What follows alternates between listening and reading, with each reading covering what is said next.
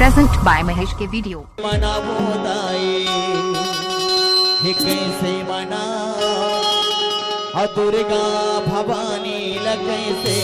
मना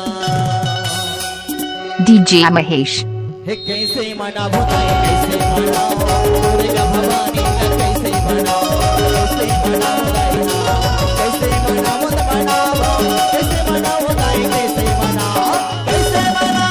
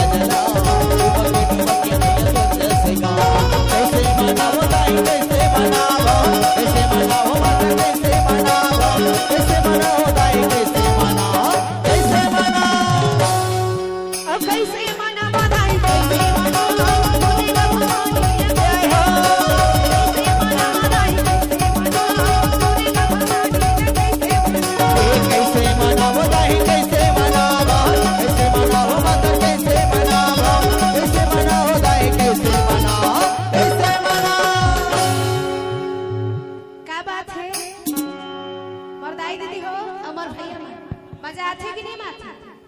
आथे का कहते जानता कि हमार बना सही तो माता रानी के नाम से तो ताली बजा सकत हो ना। कैसे दाई दीदी हो ऐसे चुप्पे चुप्पे बैठे हैं ना तो मजा नहीं आता। ऐसे सन्नाए सन्नाए बैठे रही तो बने लागते का बात है ओ कैसे माना मोदाई कैसे माना तूने का भवानी